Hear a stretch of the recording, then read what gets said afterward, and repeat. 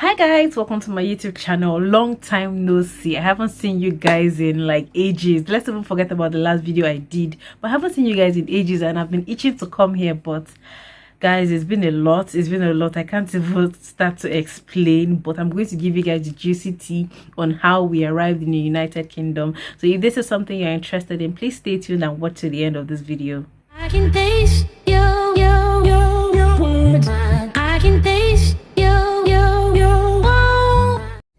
So guys, as you can see in the title of this video, I'm going to be talking to you about why myself and my husband moved to the United Kingdom and how we did it. If you're interested, just before we even start, just hit the like button, hit the subscription button, and stay glued to this channel.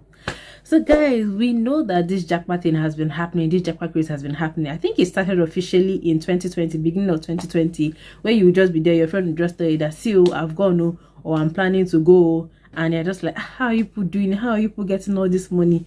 Truth is that you don't have to have so much, like millions of naira, like stacked up somewhere before you start planning your jackpot journey. If you want to start it now, you will start. You just need the courage, the motivation, and the will to do it, and then you can just get started. I'm sure people just be like, yeah, Chidema, yeah, easier said than done. No, it's not easier said than done. I know it's a lot, but with determination, you can do it. If I can do it, if we can do it, you can do it. So let's just get to the story. So in 2021, we noticed that a whole lot of people were leaving the country. The situation of the country kept getting worse. It's still getting worse. And we're just thinking, like, how do we do it? We thought that Canada was going to be our best bet. So we went and did IELTS exams. We did World Education Services Valuation. What did we not do? We got into the Canada pool, but everything was just stagnant, like nothing was moving. And then we now noticed that there was this other visa route that was moving very, very fast, and many people were just using that avenue to run away from the country. So people were running to the UK through the study route, and we decided, why not? We already started making the plans from November 2021, but then we looked at it and said January 2022 was going to be too sudden for us, so we decided to go with September 2022. So we engaged the services of an agent. We did everything we needed to do, got our documents ready, and we applied to a school in the UK, Nottingham Trent University. And after a while, I was given conditional offer. I had to like make payment of school fees, part payment of school fees.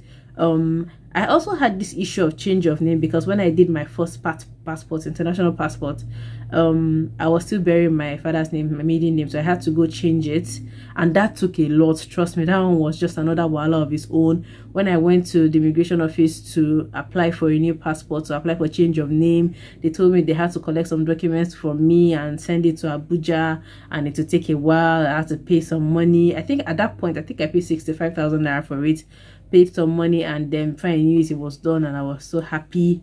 After that, the school had to implement the change of name on my portal, and then that was how I got my conditional offer. But that did not go as smoothly as I'm saying it, because we did a lot of back and forth email exchanges. Oh, you haven't changed your name yet.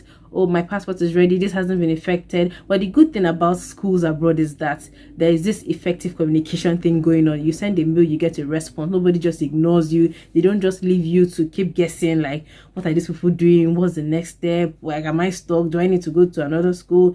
The communication lines were very open, so we knew what we were doing at each point in time.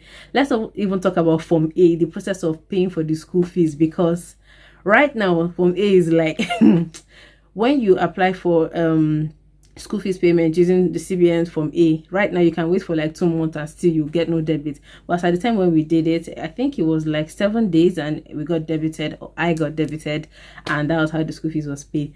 Now Form A, no be joke, no be play. So if you know that your school program is going to start in January, that your Form A, start it now. Like now, we're in August, but start it now, because Form A no be joke in Nigeria at this point. And I even heard that they're going to close up the whole Form A thing by December. So by January, you just have to find a way to make your payments, source for BDC, source for foreign currency to make your payments. Like, Nigeria is just if you think about it, Nigeria just makes things so difficult. They find it's like they're looking for the next difficult policy to implement to just make life difficult for everybody. But I think I'm deviating at this point. So yes, that was how we made payments, and then we got unconditional offer, and we had to do some other things during the process while waiting to apply for visa. Of course, we needed to get our proof of fund. We needed to do tuberculosis test, both of us, myself and my husband. So we did that at the Ikeja IOM center, and that one took like almost the whole day, but at least we're able to do it and get it that same day. You know, when I got there, if you see the crowd at IOM center at Ikeja, that day I was like, is it possible for me to stay in this crowd and not even see somebody that I know? Well, I did not see anyone that I knew, or so I thought. And when I got home, I got a message on Twitter. I saw you at IM Center. Are you trying to run away? I was like, I came to visit the people there. Are you not trying to run away? Anyways, so that one went, and then we applied for visa. And after we applied for visa, we waited. I think we were told to wait for 15 working days to get a decision. So we kept on tracking it on the TLS website, because we did ours at VI in Lagos.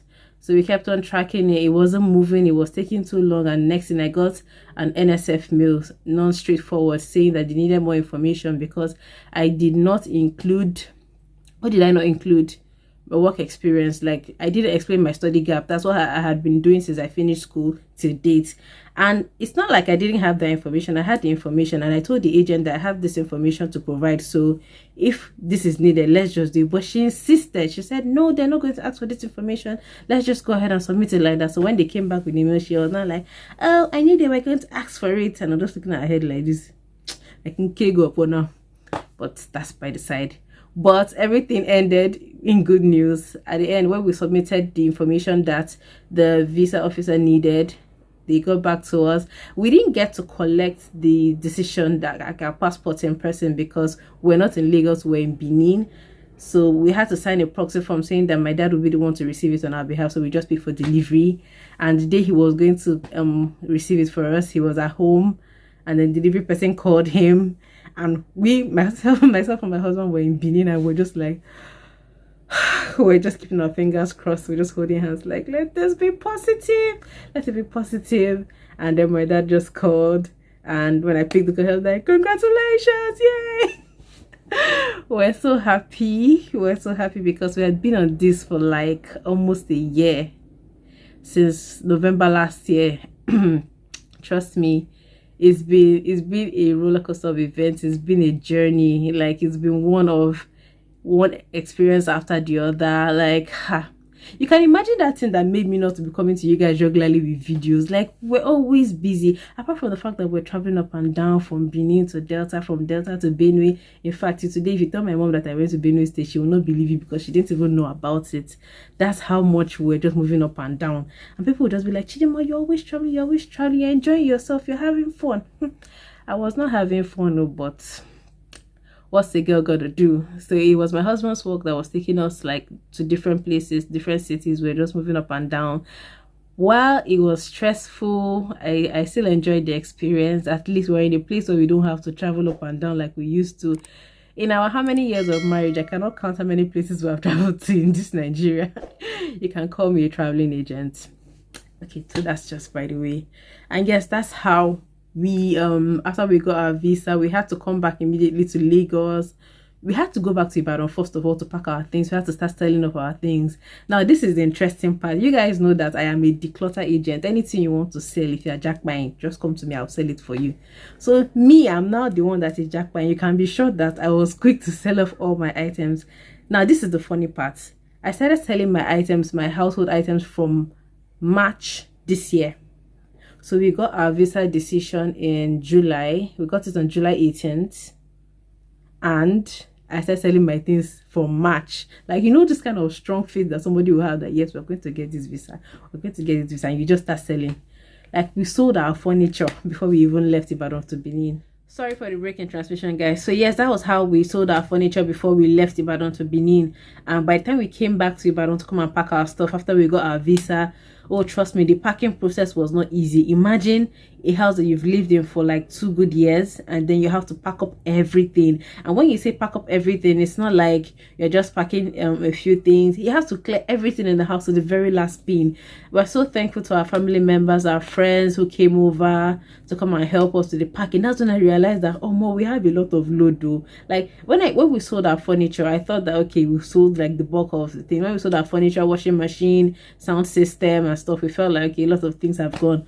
No, how about clothes, shoes, like little things that you won't even think are constituting space in the house, that are taking up space in the house, but more. The packing process was not easy. Like it was tiring. There was a particular day that I felt like I was on my toes from morning to night. Like when I finally sat down, I was so tired. Like it was 2 days, but those 2 days were really intense. And then when we were able to do that, we were able to hire a vehicle that could take some of those items to Lagos, the ones that we were not able to sell off in Ibadan. So we had to take them to Lagos, and we eventually sold out the ones we sold out and gave out the ones that we gave out, and that was it. Packing is never an easy job, even if you're moving from one street to another, not to talk of when you're moving from one country to another. The things you have to let go, like the sentimental attachment you have to some things, like my hair dryer, my personal hair dryer. I do not come with that hair dryer, but you see my hair straightener, I carried it. I ensured that it didn't follow me to this Obodo Yibo. And so many other things I left behind. I'll not be wondering like, oh, am I supposed to start buying new things here? Like I told my mom that when she's coming, she's going to bring everything for me.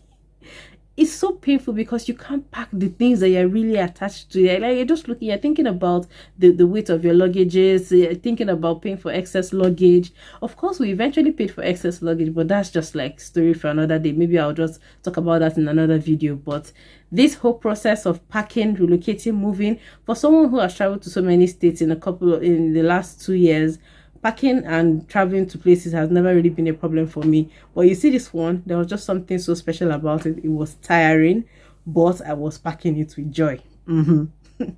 Anyways guys, this is where I'm going to end this video. If you have any questions, comments, contributions, please put it in the comment section. And please, if you're coming here for the first time, do not make it your last time. Hit the subscribe button, like, share, comment, subscribe, and all of that good stuff. So I'll see you guys in my next video. Bye.